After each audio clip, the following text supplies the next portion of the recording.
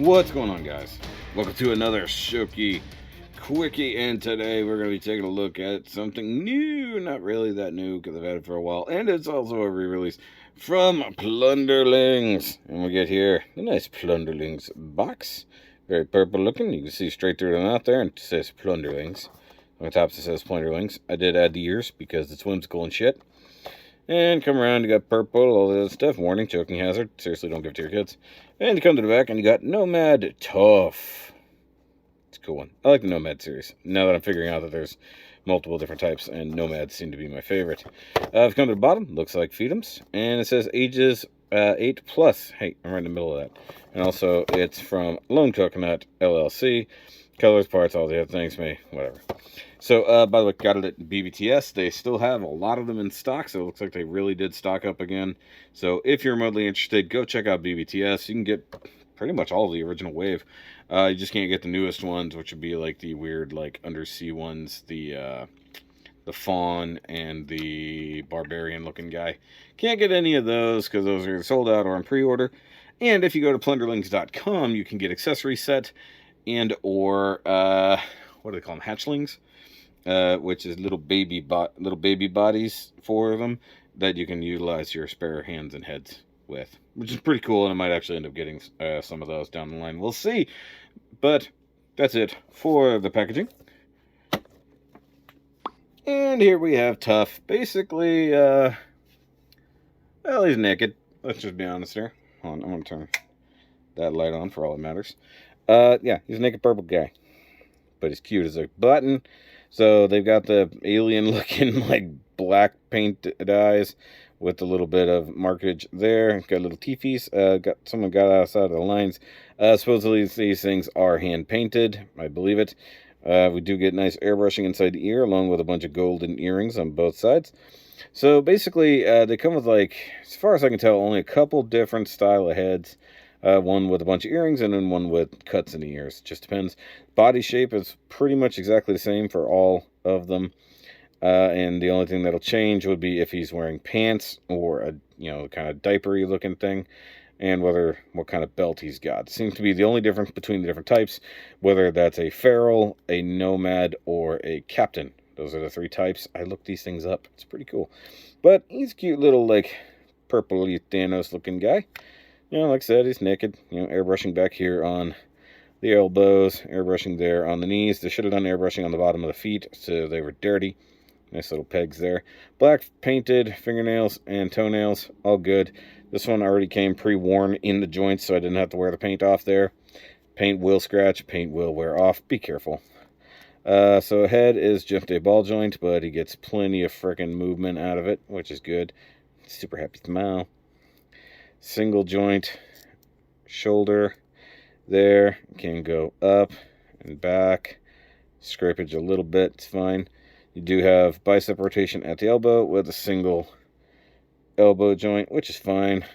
And they do kind of have Popeye arms to a degree, and they come out to their big ol' hands. Now these are the holding hands. He originally comes with the open hands. I'll show those off in a bit. And you do get up and down motion, which is the way you should do any open hand. Thank God they do that. He does have a really nice, what might be a double ball joint, kind of hard to tell, but a lot of torso articulation, so that's a good thing. The hips are just T-mounted ball joints, so you can only really get out to there for a Jean-Claude, nothing crazy. And kick up for a nice little chorus line. Probably can't go back, really, because he's got his little drop-down booty. What you gonna do with all that? What you gonna do with all that? Please don't make him twerk. Stop thinking about making the guy twerk. Okay, you do get a good thigh cut there. And there. By the way, all these things happen on both sides, in case I haven't pointed that out. You got double jointed knee, which is really hard to utilize both parts of the double jointed knee. The top joint is insanely tight on mine, so I just use the bottom one. I'm kind of okay with it. I mean, you can bend it back. It does have very hard ratchets in the joints, which is generally a good thing. The feet are also on a disc hinge. Once again, can't avoid the scrapage, so just live with it. It's fine. And you get the ankle tilt like that, and a free nub right here, just for everybody's sake. You can totally have a freebie nub that's just for you guys, just to have that nub going on. So this one has a couple tiny little paint mishaps, like the tooth and stuff like that. Too scared to clean it up, if I'm honest, but I can live with it. I do love just the normal cute face like that. I think it's actually pretty good. So let's talk about his accessories and stuff, because it's one of the biggest selling points of these guys, not just their base mode. But right off the bat, you do get a cape, because the nomads get capes. Don't ask me why. Just what they do. Kind of a scarf and cape situation in a nice, like, leathery brown paint. It's not too bad. And you do get the backpack hook. You have to put that on yourself. And you just yoink the head off and put the cloak on. Because you can call it a cloak if you want to. It's more a cape, realistically. It would have been nice if the inside was a different color. But it is what it is. Or like matte coat the inside and gloss coat the outside kind of situation. And then he also comes with his really kick-ass, like, wizard's hat. I love this. I love the uneven seam there, the red band across it, the tear right through there, and the just crook to it. I love this. This is the selling point for me. It was just, this is cool. And it does have a big fancy magnet all up in there. And basically it self-aligns. And now you got this guy looking cool. Seriously, like, this was one of the big selling points, realistically. Alright, so I did talk about it. He does come with open palm hands. By the way, they only have 3 fingers and a thumb. So these are easily swappable for the most part. They just pull out. They're little, you know, penis pegs. It's fine. And he does come, of course, with extra heads. So it comes with the kind of crazy laughing face and then the goofy smile face. Painted up very nicely. Looks good. The gums are, like, disturbing. It's a little bit of brown paint over the teeth there. Just a little bit. It happens. I feel like it looks like the brown paint was done last, if I had to guess, and the brown paint should have been done first. Like, every bit inside the teeth and everything should have been done brown paint, then the gum line paint, and then the teeth paint, and I don't think that's the order they went in. Could have been, but I'm not sure. Once again, airbrushing in the ears, so it looks good. I wish the ears could move. Like, if they were going to do anything in the future to make this line a little bit better, I would say articulate the ears. But cool heads nonetheless, and like I said before, if you get hatchlings, you can utilize your other heads. It just look like they have baby ones, and there's your big old magnets buried deep down inside. I can see it. I don't think you guys will be able to. Hold on. Yeah, you can see the magnet down in there. So let's just back that down a little bit. I like the blackness. So cool new heads. And of course he does come with a weapon, because they all come with a weapon. And he comes with a big ass hammer, which looks awesome. The mold is fantastic. Love that it looks like just a log with a stick through it and a little bit of handle. The only thing that sucks about it is no kind of wash, even on the rope that's going around it. So that might be something I have to do in the future. I do have a diorama planned for these guys. How and when I'll do that, I'm not sure. But weathering these things up a little bit is going to be part of it. So giving a little bit of a more wooden feel to this instead of it just being brown paint is going to be part of that. Giving these guys a little bit of weathering, you know, making the hat look like really worn leather. That's going to be a bit of it, you know, adding some cracks and some damage, adding some dirt to, like, the bottom of the feet and stuff like that, because everything's just a little too clean. You know, they do have the shaded knees and elbows, like calluses, but they don't have dirt under their feet. That's really strange.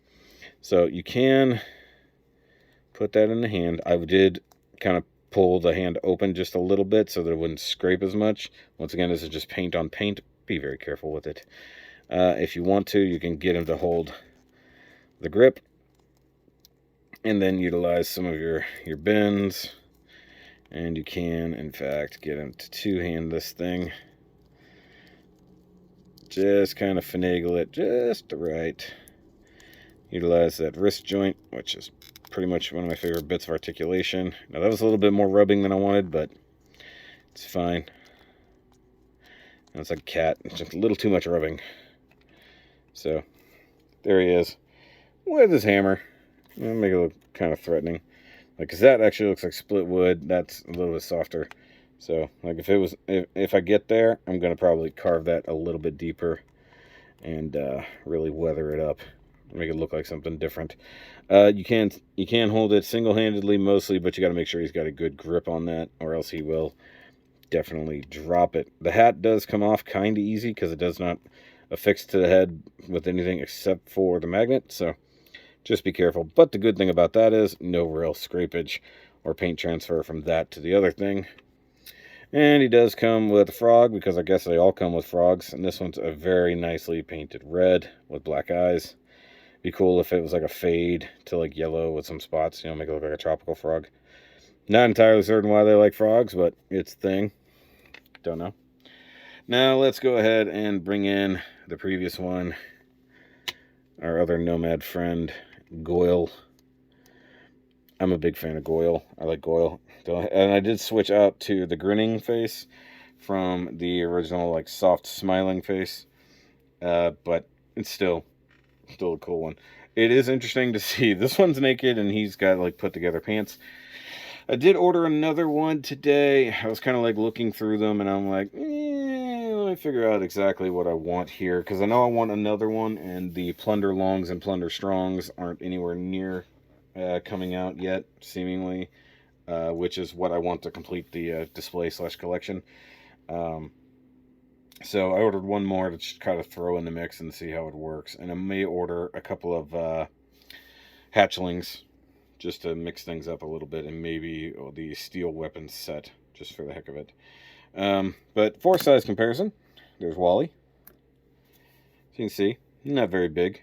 They're about 4 inches or so, maybe, at best, Do I have anybody available? Yeah, let me see here. I still have the 2 toys Unis there, so that's about 7 inches or so. Obviously with the hat. Whoa, that guy's a little taller. Almost lost it. I still need to do the Taro video for that, by the way. That's me reminding myself. That's not necessarily telling you guys.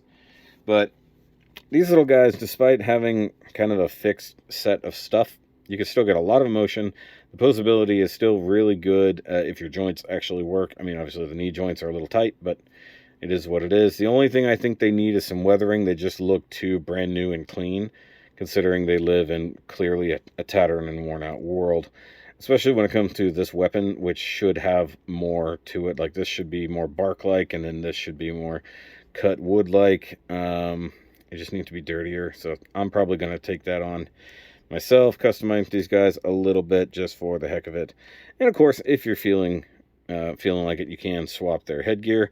The hood is a bit harder because you have to get it on and around the head, which means you tend to lose paint. You can kind of deal with that a little bit, but it's still not that easy. Also, I didn't realize he had such little shading inside his ears in comparison to this guy.